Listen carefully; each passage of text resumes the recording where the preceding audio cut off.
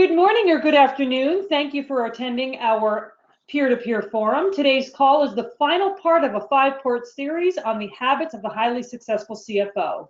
Today we're going to focus on CFO as scholar and financial expert. Our speakers today are Jack McCullough, founder and president of the CFO-LC, Pamela Wright, CFO of the Marvel Group and member of our Chicago chapter, and Joyce Bell, CFO of Brand Networks and member of our Boston chapter. And I'm sorry about that. It's actually Prism HR, so excuse me for that, Joyce. My name is Angela Tice, and I'm the Northeast Regional Director and National Membership Chair of the CFO Leadership Council. I just want to get through a little bit of housekeeping before we actually get started. So first, you may realize that your lines are muted, and we do that on purpose so that there are no distractions while our speakers are talking. However, we certainly encourage your questions and comments, so please feel free to use the question area to communicate. We welcome your interaction, and we want to make sure your needs are addressed, so please feel free to use that area throughout the presentation. I will be monitoring that area, and I will interrupt our speakers as I see the questions or comments come through. Since we want to make sure that you receive all the information our speakers are bringing you today, we may leave some of your questions for the final 10 minutes. So if you prefer to wait to ask a question or comment, you can have an opportunity to do so at that point. Sometimes we get really busy, and because the good news is, if you're a member of the CFO-LC, you'll receive 1 CPE for today's webcast. So in order to make all of that happen and to receive the CPE, you must answer 3 of the 4 polling questions asked. So I will interrupt the presentation in order to bring those to you. So sometimes, just to make sure that we get all of that done, I may end up holding off your question if I see it. So don't be afraid, I do see it there, and I will bring it up when we have time at the end if I need to. If you're wondering how to become a member of the CFO-LC, you can get in touch with me after the webcast. We have 2 levels of involvement. And the good news is, if you do join today, you qualify for CPE today.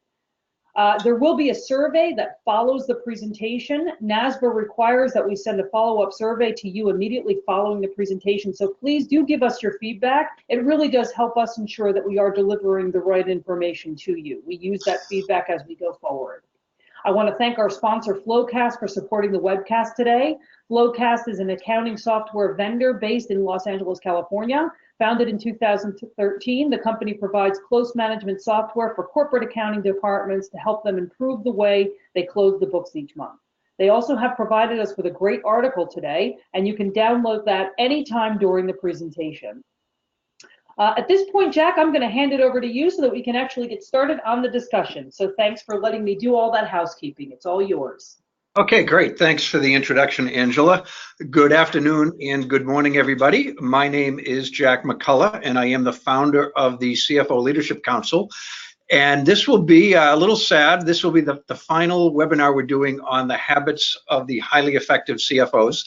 For those who don't know about this presentation, I had the opportunity to interview 40 of North America's top chief financial officers. Everyone from Silicon Valley startups to Fortune 50 companies, nonprofits, and every industry you can imagine. So I got some great research that was the basis of these 10 habits. And we're wrapping it up today with Pamela Wright of the Marvel Group and Joyce Bell of Prism HR. Pamela is from our Chicago chapter, and she is on the steering committee. So Pamela, thanks for joining us. Thank you. And Joyce, a special thanks to you. First of all, I always embarrass Joyce. She's actually the very first member of the CFO Leadership Council from way back in 2006. So, you know, thank her for that. But this is about the millionth time she's bailed me out in the last 13 years. She wasn't going to be speaking on the panel until yesterday, but we had one of the speakers had to drop off. So I said, who do I know that's a quick study that's available on short notice? And Joyce was the one and only person I thought of. So Joyce, thanks for joining us today. My pleasure. Thank you. Yeah. And Angela, before we begin, I believe you have a polling question you'd like to ask the group? I'm going to launch that now so that we can get one of them out of the way. So here we go. This is a pretty easy one. The question is, how many of the Habits Virtual Roundtable Series webcasts did you attend? Click all that apply. I'll give you a couple of minutes. No, I really will give you a couple of seconds to answer. As quickly as you can answer, that would be great. Boy, if somebody picks all 5, they ought to get something for. Yeah, there should be a prize for that. Just to listen to my accent for an hour 5 different times, right? And actually, there is someone asking if the webcasts of the previous sessions are available, and the answer to that is a mighty yes.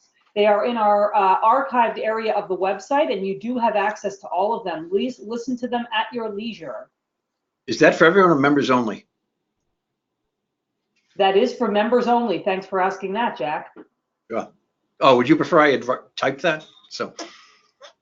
Okay, I'm going to close this in just a second, and I'll just I'll share all of the,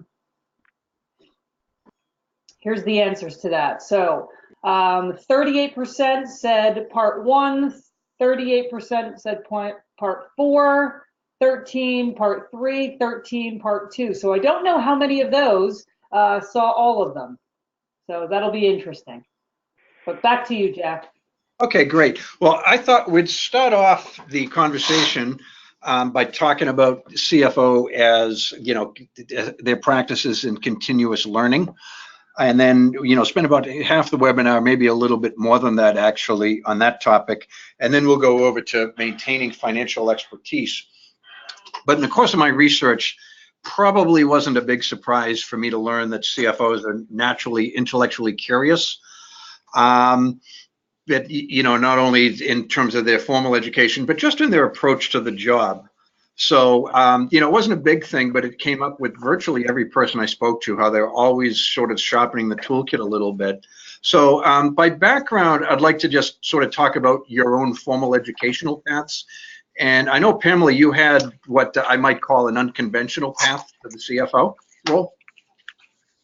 Yeah, I came up from the general ledger side, but I started out my whole accounting career, started out with an associate degree, then worked for about 6 years, went back at night, got my bachelor's degree over the course of the next 4 years, worked for a little while longer, moved to the Chicago area, and became a single parent, so decided I needed to make that credentials a little stronger again, and went back and I've got my executive MBA from Lake Forest here in Chicago. So then I worked at several jobs as controllers, and in the current job I'm in, I started out as the controller and succeeded my boss, who's since retired. And that's how I became CFO here. Okay, great. And Joyce, I think your path was perhaps a little more conventional to the CFO role. Is that fair to say? I think that's true. I went to Babson College and studied accounting and communications as my major. And out of college, I began in public accounting and spent 4 years there. And then was craving to be on the operating side because I saw that my clients had a world beyond our audit interaction, and I wanted to experience that. And since then, I've been in private companies. I've been kind of a combination of what I would call medium size initially, and then some entrepreneurial venture-backed companies, and then PE companies. So along the way, I returned to school at night and got my MBA. And I did a general MBA, but I did a lot of focus in entrepreneurial studies because I liked the holistic nature of looking at a problem. Because we as finance people have to help others and ourselves really understand all of the dimensions of any issue as we try to lead the business. So that's been my path. And then when I've had different companies sold, I've actually consulted as a CFO in between roles, and I have found that also quite an education. So with that, I'd say that's my formal education. Yeah, that's interesting, because one thing about both of you from talking to you, a big part of the education that CFOs had, there's the classroom, and that's absolutely relevant. But a lot of it is, peer learning. And, sometimes it's formal, sometimes it's less formal. But I know both of you are in multiple CFO type groups. I think, Pamela, you're in 4, and Joyce, you might be as well, right? So yeah. I know you're both in CFO Leadership Council, FEI. I think you're both in FANG, and Pamela's in the Chicago group, and you're in at the HDFEN, Joyce. But why don't you tell me, if you could, how that sort of plays into your overall educational background as a CFO, and what you get from them. And Pamela, do you want to go first? Sure.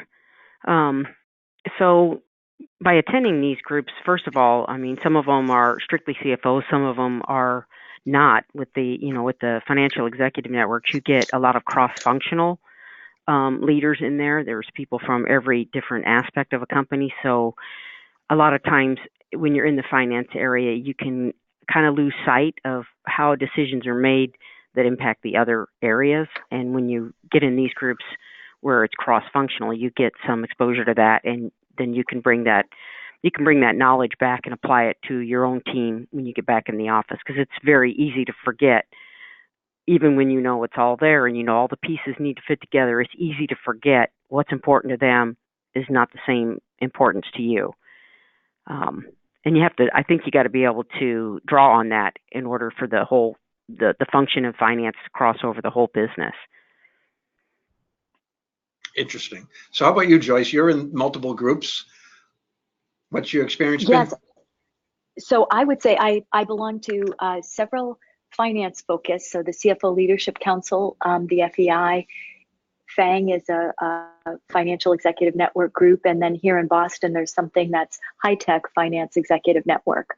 I also attend different events sponsored by places like the Association for Corporate Growth, or the National Association of Corporate Directors, or Mass Technology Leadership Council, or the Human Resource Leadership Forum, because I also have had HR as part of my responsibilities as CFO, and attracting, retaining, and motivating talent is a big piece of what we need to do to help our company succeed.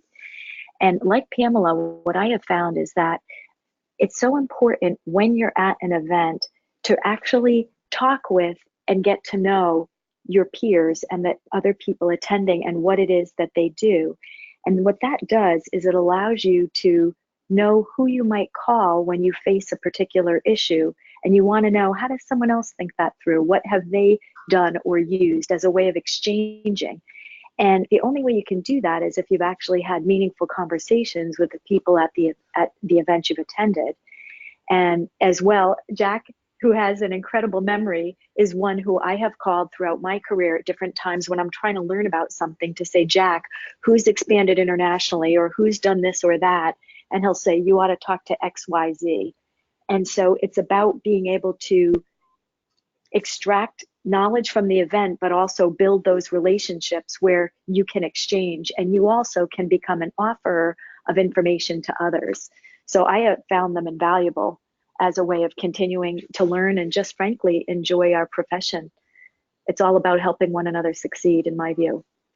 Yeah, it's interesting. You guys are both so networked. It's amazing you guys have time to, do the actual job. You know what I mean? It's like you go to so many different seminars and educational things. It's incredible that you're able to balance the whole thing about getting better at your job and doing the job. So, but now, to that point, Jack, I would just say that I always think it's important to try an event twice. So when you see something, a webinar or sponsored by a certain organization, I always say try it twice, because it's always worth it to ask yourself, where is it I can get the most benefit for the time spent? And at different times, that means different things. If you're trying to learn about M&A because the company you joined has an M&A strategy, maybe you're going to go to something like the Association for Corporate Growth, or you're going to go to some of the events law firms sponsor on that topic. Whereas if you're wrestling with technical things like the adoption of the new revenue recognition rules, maybe you're going to CFO Leadership Council, and maybe you're going to the public accounting firm seminars. So you have to balance it depending on what your needs are, because there is only 24/7. And that's true. And a lot of your providers have different, have a lot of their own webinars and things like that, which is great information, because obviously you're one of their customers. So the questions and answers that they're going to be using a lot of the times are very specific to what your industry is. So they'll have these things for their manufacturing group, and so you can get specific information to your corporation during those webinars. So and they don't cost anything. Yeah, nothing at all. Well, it's funny when we talk to members, and Angela and Kristen can agree or disagree if it's they get the same response. But, what do they like, most about the CFO Leadership Council? And first, of course, is my charming personality. But after that, it's CFO Connect, which for those who don't know, hopefully folks know I was kidding on that. But for those who don't know, CFO Connect is basically a Google Mail group where CFOs can, if they're having an issue that they're facing for the first time or want advice, they can ask it. And they get this. I think there's like 1,100 of the members are on CFO Connect now, something like that. So it's proven to be a great resource. Do you guys find it invaluable as well, or even if not that, but just other peer-to-peer stuff? Because sometimes you guys just want to chat without the service providers knowing what you're talking about, right? Well, I Jack, look I at that. find that I look at that daily. So yeah, I get a lot out of that. Even if I'm not handling something that's the topic, it's good information for me to have in my backpack for the next place I go and the next thing I do. So yeah, there's a lot of robust topics in that area. Yeah, it's some good stuff. Joyce, you were going to say something too, I think. I agree with Pam's experience. I find that when a question's asked, if I have something to offer, I feed it. And then if I don't have something to offer, I don't. But I always read the responses because they're anonymously summarized. And like Pam said, you add to your own knowledge base, and it just makes you that much more informed. And it also lets you know what is it others are wrestling with. Sometimes there may be a topic where you say, I haven't addressed that. With cybersecurity, someone's all over it, and you're like, shoot, that's been lower on my priority list than maybe it should be. So it's a way of, again, learning. Right, makes sense. Cool. Well, one thing that came up in almost every CFO that I spoke to during this process was that at some point in their career they had a mentor, that sort of helped them learn and make sort of the transformation from being an accountant to being a financial leader and a strategist. And in fact, a lot of them, and I did speak to people who were CFOs with very successful startups, and companies in the Fortune 500. They even still had a mentor, even though they were CFOs, and the mentors at that point weren't necessarily CFOs, but maybe a VC or a CEO or someone. But have either of you had a mentor relationship or something similar to it throughout your career, and did you benefit from that? I've had multiple informal mentor relationships where, when I say that, I mean I had bosses I definitely admired and looked up to and emulated everything that I could of what they were doing, what I felt they were doing right. But I've never enlisted in like a formal, you're my mentor, I'm the protege type of agreement. But yeah, I definitely have those I look to for information that I think are good, models for the CFO role. Okay, that's a funky sound, huh? So cool. How about you, Joyce? Have you been a mentor? I know had a mentor. I know you've actually been a mentor to several people because they've told me. Yeah. Oh, thank you. I appreciate that. I have, like Pamela, I have had informal mentors along the way. I would say that my first CFO role, or prior to becoming a CFO, I was a VP of finance, and we took a company public, and I learned an awful lot. And the CFO that was there at that time had never been a public company CFO and was learning how to do that, and said, build the infrastructure. And so he was very effective at negotiating, and I learned a lot from him. And then also he shared the process of learning to be a public company CFO. I subsequently have been in private venture-backed or PE companies or combined. And I would say my first CFO role, my first CEO, was at the point where this was his last gig, he was going to retire. And so he didn't need to have the ego of every idea is my idea. He was very much about drawing out the skills of the team he had. And he was very intellectually curious, which I hope everyone on this call remains throughout their lives. And I watched him, he would go to each person and extract their knowledge and say, I'm seeking your counsel on X. He didn't have a problem saying, you know something I don't. And so he would draw from all different people and then use that to formulate his own ideas. And I learned immensely from him. And he also pushed me to go beyond my responsibilities and learn the industry and go to industry events at a time when I felt like I don't have the time for that. And he said, you don't have the time not to do that. So it was wonderful learning. And I'm grateful to him for that. I would say subsequent to that, I have sort of like I guess, a self-selected number of CFOs that I reach to periodically on one thing or another. And often it's around if there's an issue that I'm wrestling with, and sometimes it's dicey board issues or CEO issues or that type of thing. And you just want to talk it through with someone in confidence who you think may have navigated those waters. And then other times it's something, about a dashboard or about a different thing that someone who's helped a company accelerate growth. I may reach out and ask them to meet and pick their brains on what are the things I might not know that you've lived through that I can learn from. And I have found always that people are willing to share. It's up to us to ask. And I would encourage everyone on this call to think about the areas you want to develop further in and who you might ask that you think does it well. Absolutely. I'm sorry, I interrupted somebody. I'm actually interrupting you, Jack. It's Angela. I think this is the perfect time to just launch the next polling question because it's about mentoring, if you don't mind. Go for it. Great. I'm going to put it out there now. And the question is, how many of you have had a mentor or a coach in your career? Everyone is so quick to answer. Thank you so much for doing that. Gets us through quickly. But it's always very interesting, too, to see what people say. We're almost there, and I'll share in just a moment.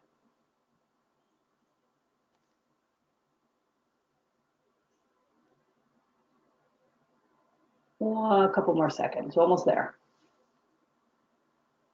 Should we hum the Jeopardy music for a few moments? I know, right? Mm-hmm. The music. Okay. I assume that guy lost last week, right? Finally. So the answers are 41% say mentor, 12% say coach, 24% say both, and 22% say neither. Interesting. Wow. Yeah, I'm surprised that many people have never had a mentor, but to Joyce's point, she had just been making the point of, finding a mentor through your career. But, I'd also like to take the opportunity to encourage people, after they've achieved a certain level of success in their careers, to be a mentor as well. For one thing, you'll, find it very rewarding on a personal level. But the other thing is I think you'll actually find that you'll learn quite a bit from the process of mentoring a young professional and making a difference in their careers as well.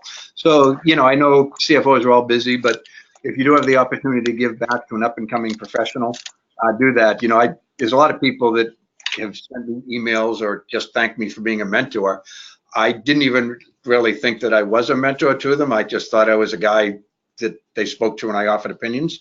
But it's quite rewarding to know that you've made an impact on somebody's career. So if you have the chance, get involved with other people that way. So, but what's interesting was it 12% that said they had a coach, Angela, on that survey? I'm going to say my memory's correct. So, Joyce, have you ever had a coach in your career? And Jack, the answer was about that. So I would say that I sought out a career coach when I was trying to, early in my career, when I was trying to figure out, I was on a job search, and I kept getting feedback that you haven't scaled a company over $100 million. And I had experience working in those environments, but not as CFO. And so I was looking for ideas on how do I address that objection and what is it that I need to emphasize about building those skills if I don't have those skills. And so I found a career coach takes you through a lot of things that you think may initially be irrelevant, where they're trying to say, what are your interests? What drives you? What are your strengths? A lot of things where I was going for a very specific piece of advice, and all of it was helpful. They do a lot of things to make sure you're self-aware about your strengths and interests and whatnot, and then a lot on messaging in the case of what I was seeking. It made me think that a coach is a good thing to have. And when I think about my business today, we have a board of advisors, which is different than the board of directors. These are people where my CEO is seeking the counsel of different people that may have industry expertise or have grown organizations beyond where we have. And I think personally, it's important for us to consider that as well. And that can happen formally or informally. Makes sense. How about you, Pamela? Do you ever have a historic coaching relationship of any kind? Again, I don't have anything of a formal nature, but I've been blessed with bosses in my career who felt completely at liberty to share things with me of things that I could do better or tell me where my strengths were. So they were easy to say where my weaknesses and strengths were to help me hone my skills. And Yeah. I think that's where you grow the most, because they see how you use those skills on the job. So, and Yeah, no, I try to do the same thing for the people that I'm bringing up as well. yeah, yeah, makes sense. I actually just hired a coach for the first time in my career. He spoke at our Los Angeles and Orange County programs not too long ago. Uh, Good fella, but this is the first time I've ever run a company, not been a CFO. And my dad said to me, "Look, Ted Williams had a hitting coach, and he was probably a better hitter than you are as a company president. So put your ego aside and do it." And I'm new to the process, and I'm not necessarily the good student, but it's making a difference. I can see why a lot of CFOs actually have gone out in their companies, have let them invest the time and money in hiring a coach. So, but it still seems like it's a little bit of an oddity for the CFO community. So, And I think it shouldn't be. Like, when I think of we as CFOs think we need to be experts, and anyone who has expertise in anything knows you're never a know-it-all. We're always, I would encourage everyone to adopt beginner's mind. It's a concept in yoga where look at everything anew, and you'll be amazed what there is that either you don't know, or how it's being approached differs from what you may have learned as you grew up in it.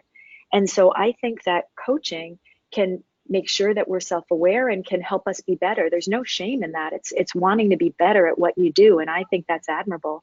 And it's investing the time and the effort and the money to do that, whether that's you personally or whether that's your company investing in you.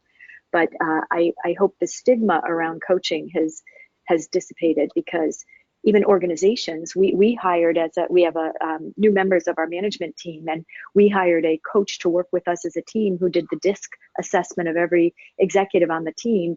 And then we did some exercises together to learn one another's working styles to maximize how we work together. And it's been fabulous. It's about being effective. Interesting. I didn't know that you did yoga. I always thought of you as a bicyclist. So, I'm that too. Good for you. Oh, cool.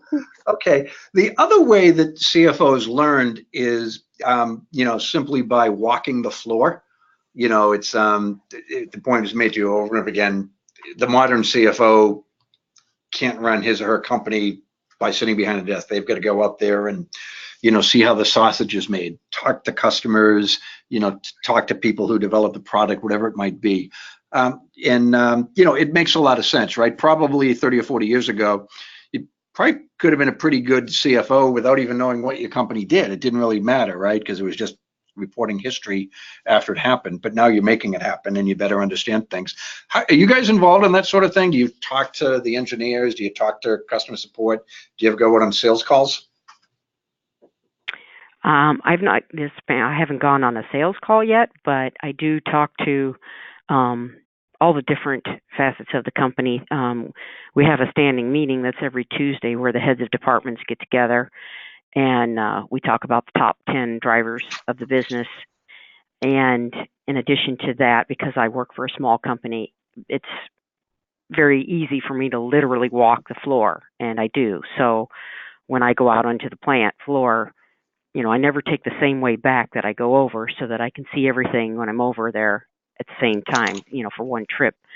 But I think that it just from like looking at it is one thing, but when people see you on the floor and they recognize you, they know your name, they've seen you give meetings before, but when they know that you're interested in what they're actually doing on the floor, I think that that's invaluable to the business for the message that you're sending, that it's, I'm not just sitting over here in the office all the time.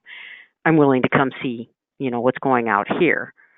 And I think that, that it's the type of thing that shapes the culture. Absolutely. I think it's so. Go ahead. I echo what Pam has said, and I think to me, I meet with each of the functional leaders. I have a standing meeting. For some it's weekly, for some it's every other week. And it's because we're constantly interacting on whatever the issue du jour is. But this is a way of carving out time to try to move forward, to exchange information and ideas on things that are more initiatives for the future together. And that's important. We also have a senior leadership team meeting that's for 2.5 hours once a week. And there's a specific agenda where everyone's presenting what's going on. And I think based on that, you know what's going on. So to Pam's point of walking the floor, it's connecting with people on that. So to give you an example, we had a SOC 2, which is a security. It's a significant thing you have to earn the right to do, and it's about ensuring our systems are secure. And a boatload of effort was put into qualifying for that. And so when the announcement came out, I did 2 things. I went to the people specifically involved to congratulate them and tell them what it meant. And then I followed up with an email because their notice had gone out to the entire company. I followed up and explained what this did for us and thanked them publicly. And it's a way of giving credibility to all the effort that went in. And the same is true when we're announcing a big contract or that sort of thing, hopping on that email and going out and congratulating individually the people. I also, when I'm new to a business, I meet with the leaders of each department, and I go through what I call sources and uses of information. And it's like a little audit, I guess, where I ask each person, what is it that you use to run your department? What's the source of it? What's the use of it? And then it really helps you identify what is it that people are using to drive their function. And as a finance person, it also allows you to then go back to the finance team to say, do we know that data has integrity, and do we have a single source of truth for the company information, and what work needs to be done to do that? And that's been really insightful. And often you're then referred to someone else in that leader's department who's involved in that, and it's a way of getting to know folks beyond that. But I think it's so important. And then going to if you have a customer conference, we have a 3-day one coming up, and I will be at that to meet the customers. I've only been on contract calls, negotiation calls with clients. I've not yet met a client in a different circumstance. I'm 6 months into this role here. And so I look forward to meeting clients. And there I actually coordinated with my sales team to say, who should I make a point to meet?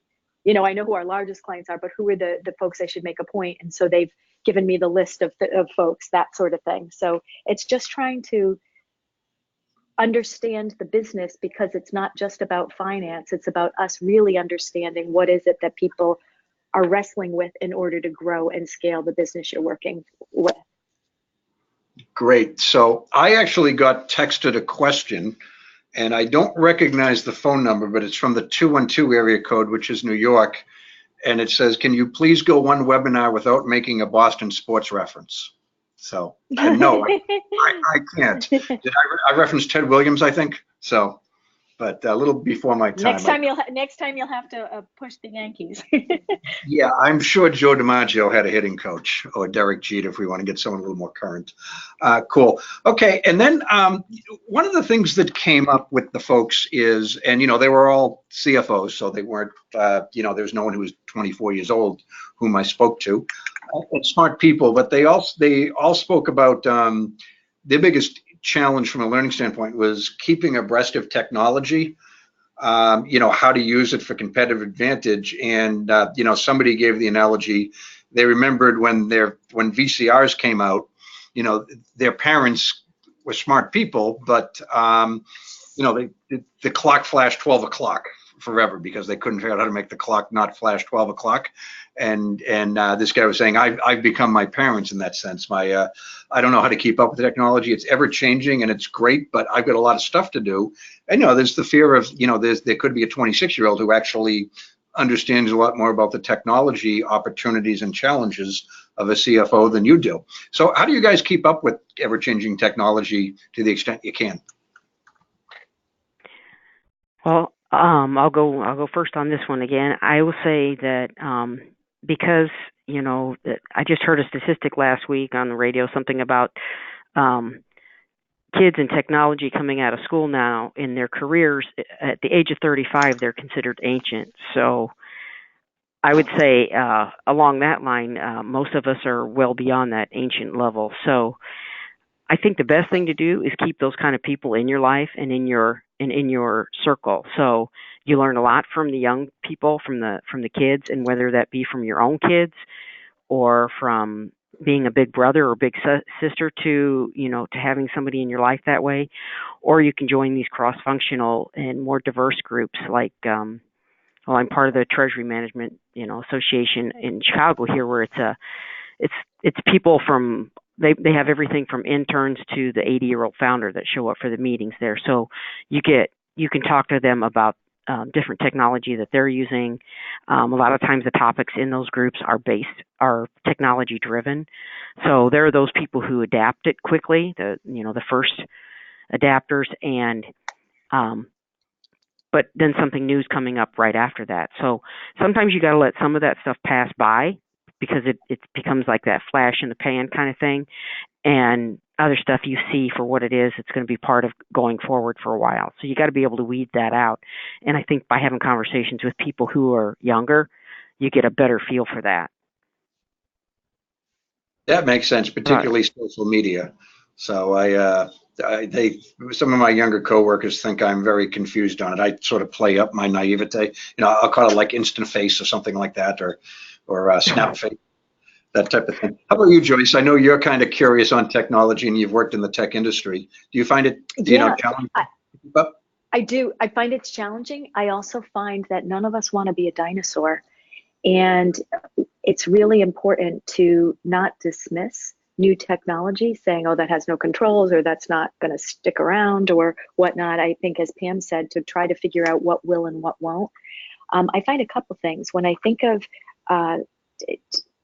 tech, so when you think of technical changes, right, that's things like we hear a lot about AI and machine learning, and that is going to change our profession. So how many people have implemented a bot to automate how transactions are being processed? How many people are using technology that basically reads the invoice and determines what fields get extracted where? And it's supposed to take away the tedious nature of what we do. It will change how we audit a common ledger. And it's easy for people to dismiss it and say, oh, poo-poo to that. But then you talk with the public accounting firms, and they have departments dedicated to figuring out how that changes the audit practice. You go to the CFO Leadership Council and you have a webinar where you have a guy who shares, hey, here's a newsletter called Inside AI, which is artificial intelligence. I subscribe to it based on attending that webinar, and I scan it probably every other day.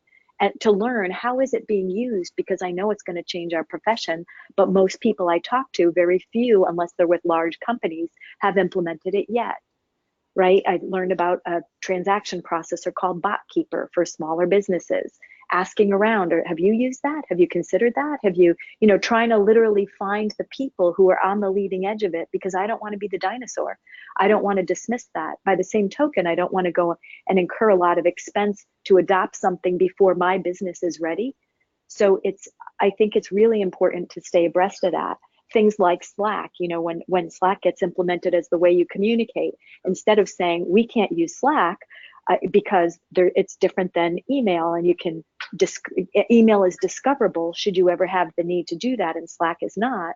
It's saying, wait a minute, is there an enterprise version that has the necessary controls where we can capture a company's information as we need to and not have it be all in text or in Slack that's not discoverable? And so you have to apply your lens of what's the benefit and what's the trade-off, and how do we make sure we have the controls around it. That's always one lens we have to have with new technology, but I also think we need to embrace it and figure it out. I scan a lot of newsletters every day, actually. They're publications that you just learn a little bit about who's getting funded, who's adopting what technology, who's doing what. And it's things like Venture Fizz or CityBiz List or Tech Flash or TechCrunch, PE Hubwire, Venture Debt. There are these different publications that allow just visibility into what's happening in the industries that we serve. And I would encourage everyone to do it. It's just a quick scan to see, is there anything you should know about? It's knowing about the happenings so that you're not learning well after the fact of something that's happened. I think it's important. And I also think in my world on the tech side, I am with a SaaS company and have been for several, software as a service for those who don't know it. And so it's really important to identify what are the key performance indicators and methods of addressing some of the questions and trying to make sure that they're benchmarkable. Where I've found several organizations that help do that. One is called OpEx Engine, and it's a SaaS benchmarking company that offers webinars. And one is a website by David Skok, who's a venture guy from Matrix Partners, who it's called forentrepreneurs.com. And he goes into great detail about what are those KPIs, and then even includes spreadsheets to give you an idea of how should you evaluate the result of that metric. And it just gives you another point of view. I subscribe to a newsletter by Thomas Tungas, I think I pronounced it wrong, who's an expert on SaaS. And it's so things like that that are helping you keep abreast of technical changes and movements in your industry. That's great. So I had a couple of particular quizzes. Been great. We've gone a little over, but actually I thought it was a good conversation, so I let it go on. But there are a couple of specific things I wanted to ask, and let's keep these brief, and then we'll go on to the financial expertise. But what do you think is the fundamental key to continuous learning? I think that you have to be open to knowledge from any source. I think you can get something from everything. Outside of your core learning areas, you can get good information, good training, different areas by taking different approaches to things. That if you're only centered on the business here, and I have to get my information from this business and this newsletter or this, the newsletters are great, but sometimes they don't always touch on things outside of the knowledge area and other ways to get the same kind of knowledge. Okay, great. Or Joyce? Unconventional methods. So. Oh, yeah. The other question was, what are some of the unconventional methods? So if you want to answer that first, then we'll turn it over to Joyce, and then we'll move on to financial expertise. Sorry to be so structured, but. No, that's all right. There's a lot to be said. I think a lot of people, especially when they're, first starting out in some of these areas, maybe public speaking isn't their thing. And for a lot of people, it's the biggest fear they have. But I found another way to get over it was like in a much more informal setting here in Chicago. They have this network of things that you can do for fun, and one of them's a storytelling group. So you can get up in front of a room of 150 strangers, and they help you learn how to tell a story in 5 minutes. And they have formal storytellers, and they overlap. There's like one of those, and then one of the people that are trying it for the first time. And you learn to get past that, that fear of speaking in public. You learn things that, they teach you in a structured form. You learn in Dale Carnegie, that nobody wants to see you fail, and those are really good key points to take away. But when you actually practice it in a very open forum where there's, you don't have anything to lose and everything to gain, it's an area that you can learn how to, grow yourself that is outside of the normal business learning. Cool. Absolutely. Yeah, I love it. No. This is great. If I can interject I know we're going to get into financial, CFO as financial expert, and if I can just launch another polling question, that would be helpful to the audience. So I'm going to do that right now, if you don't mind. Go for it. Great. So the question is, when presenting financial information, do you rely more on generally accepted accounting principles or KPIs? And please select one, primarily GAAP, primarily KPIs. It depends upon the audience. And it was great because Joyce was talking about it. Perfect question. Yep, great segue. So. Yeah.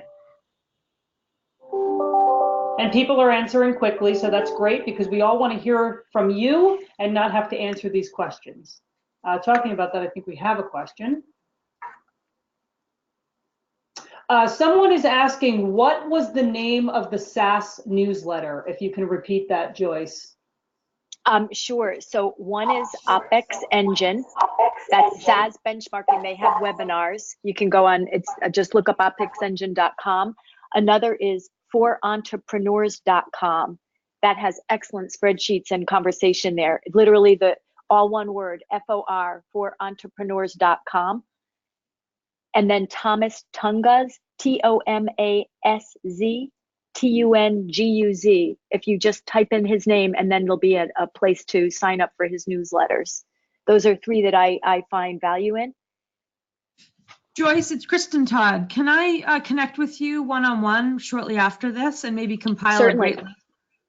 Oh, Sure, you're- I've got a list I'd love to share, and some of them I recognize will be like those anyone could log into. I know some of the different newsletters like City Biz List Boston, that's Boston. I don't know what other cities they have them in, but it may give people an idea of things that are worthy of scanning in their respective states. Fabulous. And Pamela, I'll circle you as well, and then I'll send this out to all the attendees as a follow-up. Okay. Okay, sounds good. Anything else, or should we move on to financial expertise? So I wanted to say when you were, oh, sorry, can I just really quickly, when we were talking about things that are a little unconventional, a board member of mine told me about going to improv classes as a way of being able to roll with the punches and be more comfortable public speaking. So I just wanted to throw that out there because I loved Pam's suggestion of going to a storytelling thing. The other thing, just two other things I want to mention really quickly. Anytime you go to a webinar or a seminar, you may walk away saying, well, that was interesting. I want to challenge you to ask yourself, what are my takeaways? Because the only way you can apply what you've learned is if you identify what are the one or two pearls that you got from that whole day or that hour or that half-day session. It's really important to do. And then lastly, Pam mentioned talking to kids. I also want to say millennials in our workforce. I have spent a lot of time with my peers helping them recognize that while they're poo-pooing the millennial approach, and with lots of negative verbs, that there is so much to be learned about changing how we do what we do. And if we fail to do that, we are the dinosaurs. So it's making sure there's an exchange from people who approach work differently than we do. And that's all I wanted to add. Okay, that's great. So cool. So on the topic of financial expertise, one of the points I make when I give the entire presentation is that the prime directive of CFOs remains issuing timely, accurate, meaningful financial statements. It's awesome that the role has changed and you're working cross-functionally and you're being valued as strategic thinkers, rightly so. But if you get the financial part of the job right, none of the other stuff really matters. But the other stuff is sort of where you can make the biggest impact too, right? So I'm kind of curious, how important do you guys think the financial reporting piece of being a CFO is relative to the other parts of the modern CFO job? And then kind of the natural follow-up, is your time spent on, if you think it's the most important thing, is it the area where you spend the most time? And why don't we start with Joyce, since for the most part we started with Pamela? Sure. So I think that key performance indicators or business drivers are key to identify and to also have on a dashboard. And often you can have two, one that's shared with the board and then one that may be more granular or have information you don't think is worthy of the board's attention that you have internally that you share with your management team or leaders, not just the exec team. So I have found that it's usually one of the first things I do when I join a company is look at what is the financial information that's being circulated, who's the audience, what's the frequency, and what's the integrity of that data, and does it reflect what really drives results? So to give you an example of key performance indicators that we share here at Prism, on the bookings side, so your financials are going to reflect revenue, but bookings are the contracts that you've signed that in a SaaS world will result in revenue over a 12-month or 36-month period, depending on the length of your contract. So we'll show what are new logos, what are new modules, what are migrations, what about the growth in what's called ARR, the annual recurring revenue, or the annual contract value. We go through financial metrics as well, which is in addition to your, your revenue, your EBITDA, and your gross margin calculation, we go through things like what's your revenue per head, what percentage of expenses does each department represent of total expenses, what's your accounts receivable DSO, what about your number of employees. We have gone through sales productivity analysis, which we would not share with the board, we would share internally, and it's sales and finance. We're trying to drive an increase in sales, and we're trying to reduce the ramp time of a rep. So what's worth looking at? We will look at the pipeline versus the quota, and we'll calculate what's the average deal size per opportunity and how is that trending. We'll look at what's the average pipe per rep. Do we have a problem where some of our reps aren't building their pipeline? And if so, what do we do to address that? Do we have them shadow the experts? Do we target new markets? So it's things like that that I think are definitely partly financial and partly business drivers, and it should be actionable. There should be some insight or some action you can take based on sharing and providing that information. And it's important to be part of discussing what are those actions we can take and strategize with the relevant department. Okay, sounds good. Pamela, anything to add on this? Same thing along the same line that Joy said. We have certain, you don't give the same information to all of your audiences because not all of your audiences will understand all of the same information. So operations gets a slice of the financials that's pretty specific to what the things that they can control and, not things outside of their control. But at the same time, giving them enough information that they know what's working on the floor and what needs improvement from the results on that data that they're getting. Yeah, it makes sense. Like, I know Joyce has mentioned this, but my first boss used to always say, GAAP is crap. He didn't have a financial background and didn't value that sort of thing. So, I taught GAAP to the audit committee, but in my own team, but virtually nobody else. So, but Angela, I'm wondering, I believe we have one final polling question. This is correct. I'm going to launch it right now. What percent of time do you spend on financial reporting issues? All, most, some, or none? And they're answering quickly, which is wonderful.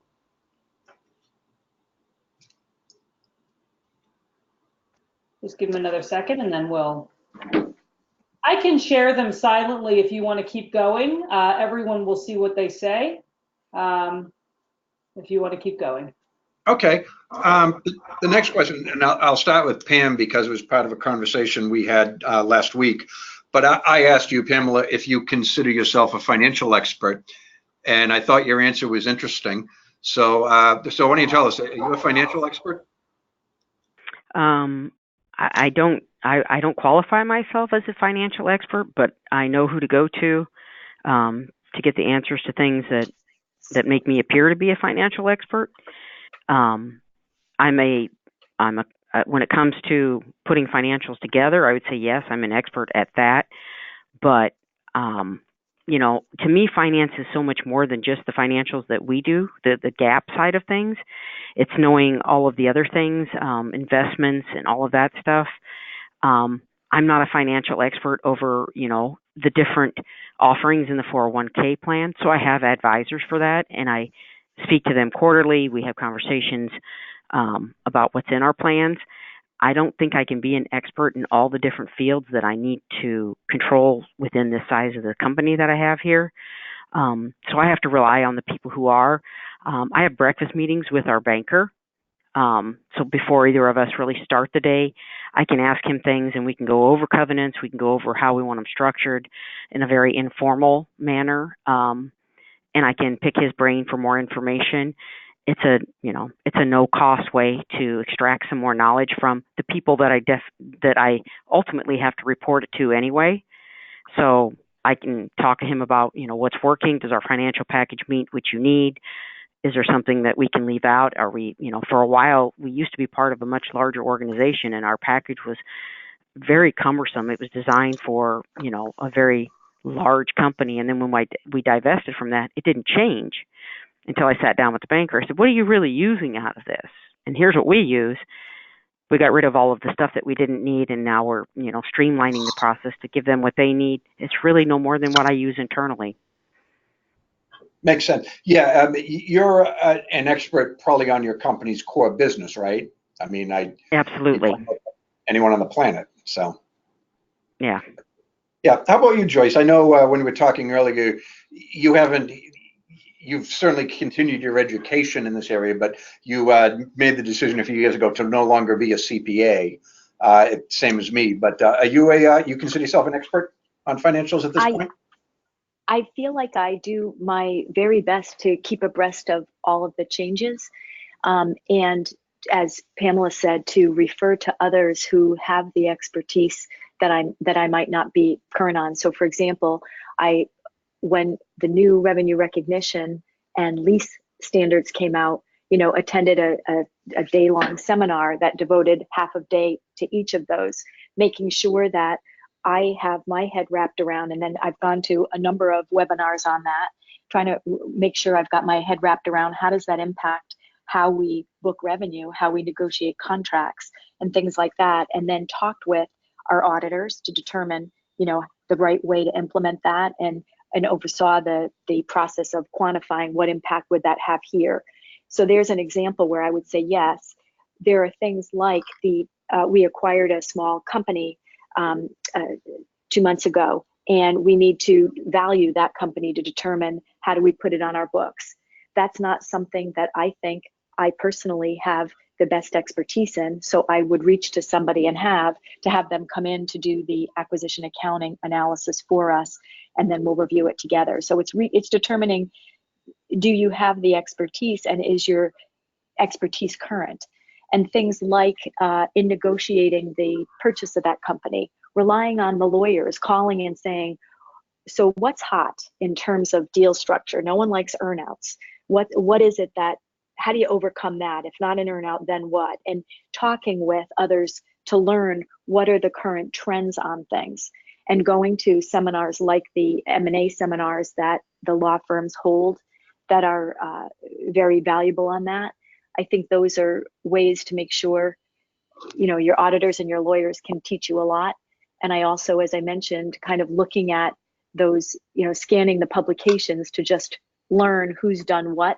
They don't get into the detail needed to execute in your own company, but it's just being aware of some of the trends. Right. No, that makes sense. Like, to me, one of the big challenges is simply, how do you keep up on GAAP? We had one of our sponsors, and I love all of the sponsors. But I won't say which one in this case. But they wanted to do a program on the new lease things, and they sent me, sort of their guide to it, and it was like the size of War and Peace, for God's sakes. It's like, geez, oh yeah, significant. Oh yeah, it's like hundreds of pages. Probably not quite as big as War and Peace, but I've seen smaller Russian novels than this thing. It's like, and you mentioned that the 2 4-hour sessions for revenue recognition and lease accounting. It's like, boy, that's a lot to absorb. Lots of ground to cover. Yep. Indeed. So how do you folks keep up with it? I mean, you can rely on your CAOs, which more and more CFOs hire them. And, it's important to have a great controller, but fundamentally it's still your signature on the financial statements. So, you better be right. How do you guys keep up and balance everything else you have to do? And either one of you want to go first, Joyce, or?